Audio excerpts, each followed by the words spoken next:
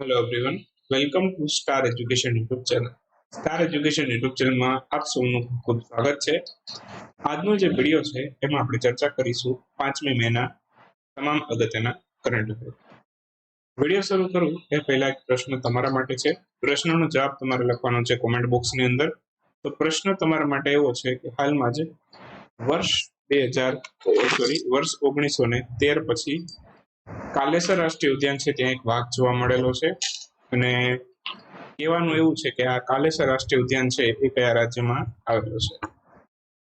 તો ઓપ્શન તમને આપેલા છે, આન્સર લખવાનો છે કોમેન્ટની અંદર. સાથે જેટલું પણ ચર્ચા કરી છે આપણે લાસ્ટ વિડીયોમાં લખવાનો પ્રયાસ કરવા. શરૂ કરીએ આજના 5મી મહિના અગત્યના કરંટ અફેર. સૌથી પહેલો ક્વેશ્ચન આજના વિડીયોમાં. હાલમાં જ વિશ્વના સૌપ્રથમ સોશિયલ કરન્સી પેમેન્ટ કાર્ડ છે એનું નામ જણાવવાનું છે, જેને હાલમાં જ મુંબઈ ખાતેથી લોન્ચ કરવામાં આવ્યું છે. Social currency payment card. Okay, આ એક એવું કાર્ડ છે કે તમારી પાસે જો સોશિયલ મીડિયામાં ફોલોવર્સ હશે તો તમને એક્સ્ટ્રા ડિસ્કાઉન્ટ આપવામાં આવશે. એટલે કે તમે માની લો કે 10,000ની વસ્તુ છે તો તમને ડાયરેક્ટ 50% ડિસ્કાઉન્ટ આપી દે કંપની, તે કંપની. અને બદલામાં છે કન્ડિશન રાખે કે ભાઈ તમારે તમારી જે સોશિયલ મીડિયા પ્રોફાઇલ છે બરાબર, એમાં જે વસ્તુ ખરીદી છે તમે 50% ડિસ્કાઉન્ટ સાથે એ તમારે શેર કરવાની રહેશે. તો એક પ્રકારે કંપનીનું માર્કેટિંગ પણ થઈ જાય. ક્લિયર? તો આ એક સોશિયલ કરન્સી પેમેન્ટ કાર્ડ એવું નામ આપ્યું છે અને આ કાર્ડનું નામ છે WYLD. ક્લિયર? કાર્ડનું નામ આવું કંઈક રાખ્યું છે. તો વિશ્વની સૌપ્રથમ આ સોશિયલ કરન્સી પેમેન્ટ કાર્ડ છે જેનું નામ રાખ્યું છે WYLD. ક્લિયર? તો તમારી પાસે જો ફોલોવર્સ વધારે હોય તો તમે કાર્ડનો લાભ લઈ શકો છો. ક્લિયર? મુંબઈ ખાતેથી આ કાર્ડને લોન્ચ કરવામાં આવ્યું છે. બાકી વર્લ્ડ સોશિયલ મીડિયા ડે પણ હોય છે. આ બહુ ઓછાને ખબર હશે. વર્લ્ડ સોશિયલ મીડિયા ડે આ 30 જૂને આપણે ઉજવીએ છીએ. ક્યારે ઉજવીએ છીએ? 30 જૂન. આ ખાસ યાદ રાખવું. હાલમાં જ કેન્દ્રીય મંત્રીમંડળ દ્વારા રાષ્ટ્રીય ચિકિત્સા ઉપકરણ નીતિને મંજૂરી આપવામાં આવી છે. તેનો ઉદ્દેશ ભારતમાં ચિકિત્સા ઉપકરણને 2030 સુધીમાં વધારીને કેટલો કરવાનો લક્ષ્યાંક રાખવામાં આવ્યો છે. તો કેન્દ્રીય મંત્રીમંડળ છે, ઓકે, એને રાષ્ટ્રીય ચિકિત્સા ઉપકરણ નીતિ છે એને મંજૂરી આપી દીધી છે અને આ ચિકિત્સા ઉપકરણ છે એને 2030 સુધીમાં વધારીને $50 બિલિયન સુધી પહોંચાડવાનો લક્ષ્યાંક છે. આન્સર આવશે $50 બિલિયન. ખાસ ધ્યાન રાખશું. તો હાલમાં જ કેન્દ્રીય મંત્રીમંડળે આને મંજૂરી આપી દીધી છે. ક્લિયર?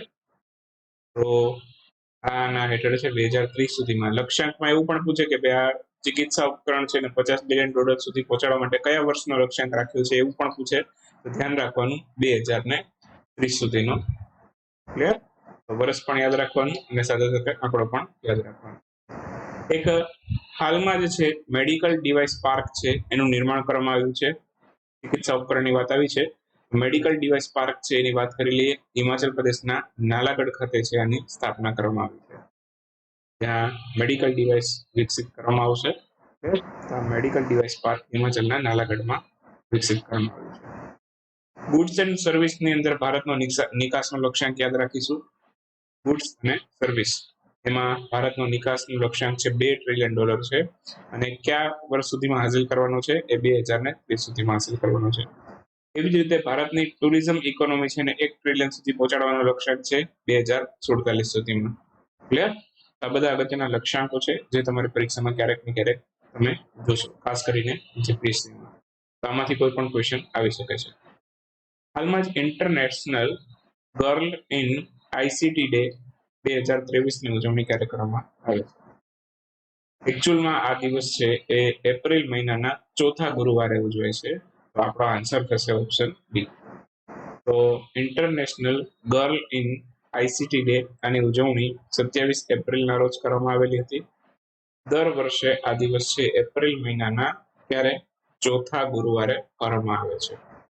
તો એપ્રિલ મહિનાનો ચોથો ગુરુવાર છે બરાબર, આ વખતે 27 એપ્રિલે હતો બરાબર, એટલા માટે આ દિવસ છે હાલમાં 27 એપ્રિલે ઉજવવામાં આવેલો.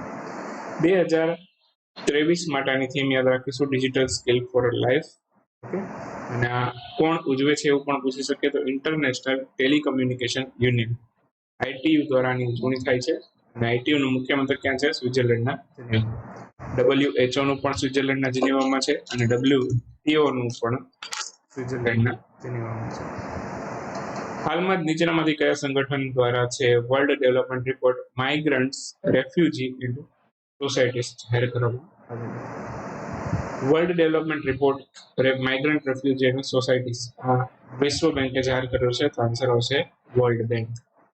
હાલમાં જ વર્લ્ડ બેંક દ્વારા રિપોર્ટ જાહેર કરવામાં આવ્યો છે. વર્લ્ડ બેંક બીજો પણ એક પ્રસિદ્ધ રિપોર્ટ જાહેર કરે છે, ગ્લોબલ ઇકોનોમિક પ્રોસ્પેક્ટ. આ પણ વર્લ્ડ બેંક જાહેર કરે છે. તો ક્વેશ્ચન ડાયરેક્ટલી આવે કે ભાઈ ગ્લોબલ ઇકોનોમિક પ્રોસ્પેક્ટ કઈ સંસ્થા જાહેર કરે? World bank. World development report કોણ જાહેર કરે? તો કે વર્લ્ડ બેંક. ઓકે.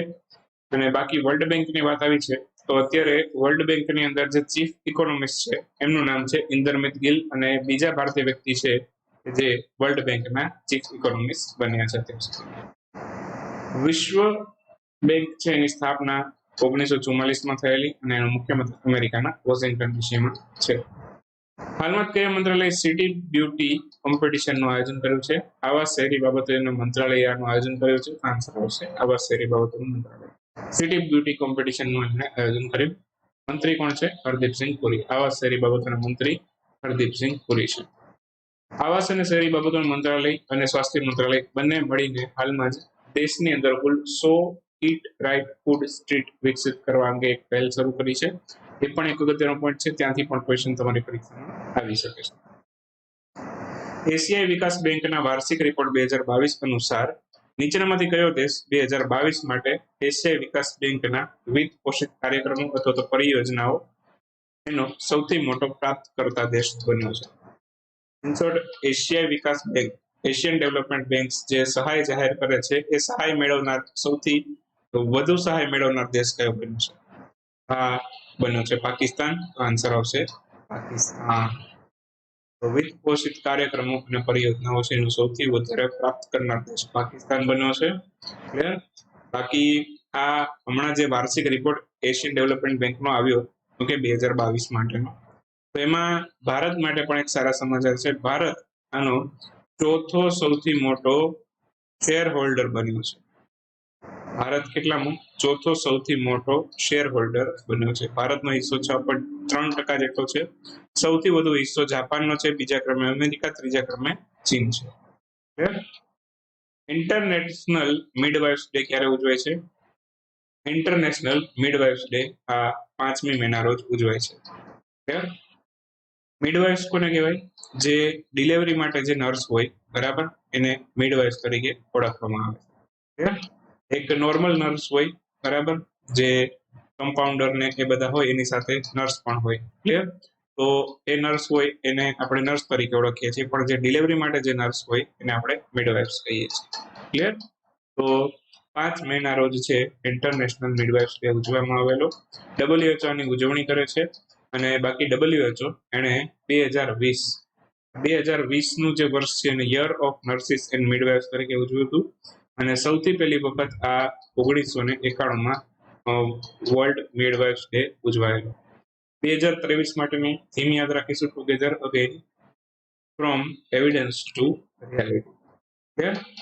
એની થીમ છે. થીમ પણ આપણે યાદ રાખવાની, થીમ પણ પરીક્ષામાં આવી શકે.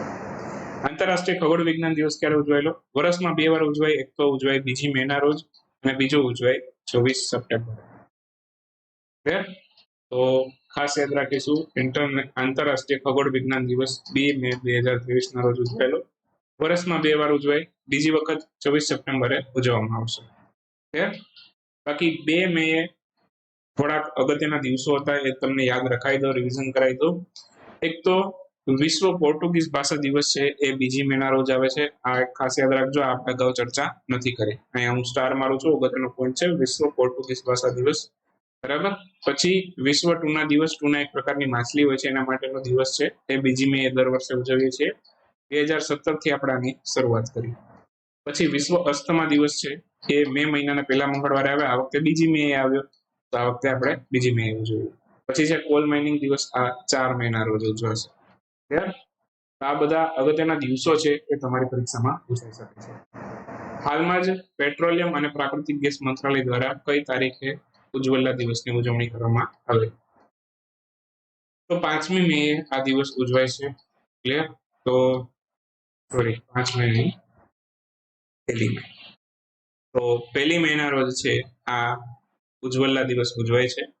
1 મે 2016 ઉજ્જવલા યોજનાની શરૂઆત થઈ હતી. ફ્રીમાં એલપીજી કનેક્શન આપવા માટેની યોજના છે અને આ યોજનાની શરૂઆત ઉત્તર પ્રદેશના બલિયા ખાતેથી કરવામાં આવી હતી. એક આવી જ કન્ફ્યુઝન કરતી યોજના છે ઉજાલા, એ એલઈડી બલ્બના વિતરણ માટેની યોજના છે. હાલમાં જ ઓર્ડર ઓફ ઓસ્ટ્રેલિયા નામનો પુરસ્કારથી કોને સન્માનિત કરવામાં આવેલું? ઓર્ડર ઓફ ઓસ્ટ્રેલિયા આ રતન ટાટાને મળ્યો હમણાં જ, તો ઓપ્શન બી આપણો આન્સર થશે. તો ઓસ્ટ્રેલિયાનો સર્વોચ્ચ નાગરિક સન્માન છે ઓર્ડર ઓફ ઓસ્ટ્રેલિયા, એ રતન ટાટાને મળ્યો છે. ઘણી મોટી ઉંમર થઈ ગઈ છે આમની, છતાં પણ હજી એક્ટિવ છે. તો રતન ટાટા બરાબર દરેક વ્યક્તિ છે એના માટે એક ઇન્સ્પિરેશન છે. બાકી એક આવો જ પુરસ્કાર છે ઓર્ડર ઓફ વ્હાઇટ ઈગલ, જે વ્લાદિમીર ઝેલેન્સ્કીને મળ્યો. વ્લાદિમીર ઝેલેન્સ્કી છે એ યુક્રેનના રાષ્ટ્રપતિ છે, એ હું તમને કહી દઉં. યુક્રેનના રાષ્ટ્રપતિ છે વ્લાદિમીર ઝેલેન્સ્કી. અને આ જે પુરસ્કાર એમને મળ્યો છે ઓર્ડર ઓફ વ્હાઇટ ઈગલ, એ કયા દેશનો છે? પોલેન્ડનો સર્વોચ્ચ નાગરિક સન્માન છે. યુક્રેન છે એ પોલેન્ડ સાથે બોર્ડર પણ શેર કરે છે, એ પણ યાદ રાખજો. 37માં નેશનલ ગેમ્સનું આયોજન ભારતના કયા રાજ્યમાં કરવામાં આવેલું? 37માં નેશનલ ગેમ્સ આનું આયોજન છે ભારતમાં કરવામાં આવેલું છે. ભારતમાં થાય છે નેશનલ ગેમ્સ, અને આની પહેલાના 36માં હતા એ આપણા ગુજરાતમાં થયેલા હતા. ગુજરાતમાં કુલ 6 લોકેશન ઉપર 36માં નેશનલ ગેમ્સનું આયોજન થયું હતું. 37માં ગોવામાં થશે, તો ઓપ્શન સી આપણો આન્સર થશે. 37માં નેશનલ ગેમ ઓક્ટોબર 2023માં ગોવામાં થશે. ઘણા લાંબા સમયથી પેન્ડિંગ હતા. તમને ક્યાંય આનો મેસ્કોટ નહીં જોવા મળે, સરકારી વેબસાઇટમાં પણ નહીં જોવા મળે. ક્લિયર? પણ હું તમને આનો મેસ્કોટ અગાઉથી કહી દઉં છું. રૂબીગોલા આનો મેસ્કોટ રહેશે, જે એક પ્રકારનું પક્ષી છે. મને ક્યાંથી મળ્યો? પહેલા આનું આયોજન છે 36માં જે છે એ ગોવામાં થવાના હતા, પણ પાછળથી કોઈક રીઝનના કારણે ગોવામાં કેન્સલ કર્યા. પણ 36માં નેશનલ ગેમ્સનું જે ડોક્યુમેન્ટ હતું બરાબર, એ ડોક્યુમેન્ટમાં આનું મેસ્કોટ રૂબીગોલા રાખ્યું હતું. ક્લિયર? તો જ્યારે પણ જાહેર થશે બરાબર, ત્યારે રૂબીગોલા જ હશે, મને એવી ઉમ્મીદ છે. તો આ ધ્યાન રાખજો, મેસ્કોટ છે અત્યારે રૂબીગોલા છે, પણ ઓફિશિયલ એનાઉન્સમેન્ટ નથી આવી. બરાબર? આ હું તમને જે સરકારી એક ડોક્યુમેન્ટ હતું પહેલા બરાબર, તો એના આધારે કહું છું. તો આનું 37માં નેશનલ ગેમ્સનું મેસ્કોટ છે એ રૂબીગોલા છે. કોઈ પણ તમને કરંટ અફેરની ચેનલ કે કોઈ પણ જગ્યાએ તમને આનું મેસ્કોટ નહીં જોવા મળે. બરાબર? આ મારી ગેરંટી છે. તો 37માં નેશનલ ગેમ્સ ગોવામાં થશે. એની પહેલાના 36માં ગુજરાતના 6 શહેરોમાં થયા, એ યાદ રાખી લેજો. અહીંથી ક્વેશ્ચન એકવાર આવી ગયો છે. તો અમદાવાદ, ગાંધીનગર, સુરત, વડોદરા, રાજકોટ અને ભાવનગર, આ 6 શહેરોમાં આયોજન થયું. ગોવાને નેશનલ ગેમ્સ હોસ્ટ કરવાની મંજૂરી ક્યારથી મળી? 2008થી. પહેલા કોઈક રીઝનના કારણે છે આ ગોવા હોસ્ટ નહોતું કરતું, 2008થી આની મંજૂરી મળી છે. ગોવા બે કારણોથી ચર્ચામાં હતો. એક તો કળશ બંદૂરી પ્રોજેક્ટ છે, ચર્ચામાં રહ્યો હતો. માંડોવી નદી ઉપર બંધ બાંધવાનો પ્રોજેક્ટ છે. કળશ અને બંદૂરી બે બંધ બંધાવવાના છે, એના નામ ઉપરથી આ પ્રોજેક્ટને કળશ બંદૂરી પ્રોજેક્ટ નામ આપેલું છે. ગોવામાં છે બીજો ભારતનો સૌથી મોટો કેબલ સ્ટે બ્રિજ છે, જેનું ઉદ્ઘાટન કરવામાં આવ્યું. 13 કિલોમીટરની લંબાઈ છે, અને બ્રિજનું નામ છે ન્યૂ જુઆરી બ્રિજ. આ ખાસ યાદ રાખીશું. કેન્દ્રીય મંત્રી નીતિન ગડકરી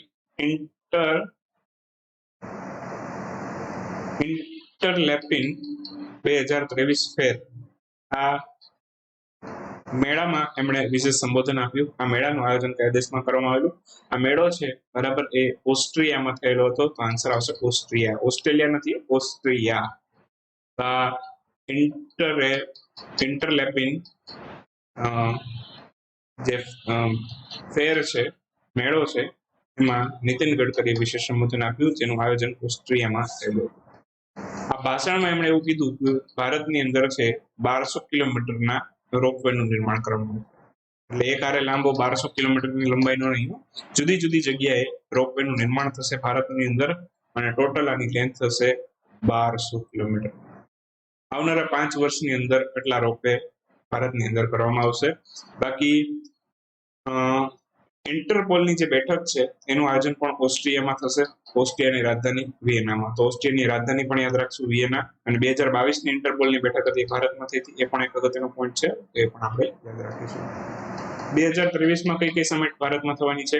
એક તો એસસીઓ સમિટ ભારતમાં થાય છે, G20 સમિટ ભારતમાં થાય છે બરાબર, અને વાસેનાર એરેન્જમેન્ટ એની અધ્યક્ષતા પણ આપણો દેશ ભારત કરી રહ્યું છે.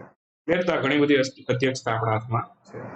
બાકી આપણો કરંટ અફેરનો કોર્સ લઈ શકો છો તમે, અને થોડાક સમયમાં હવે પ્રાઇસ વધી જશે.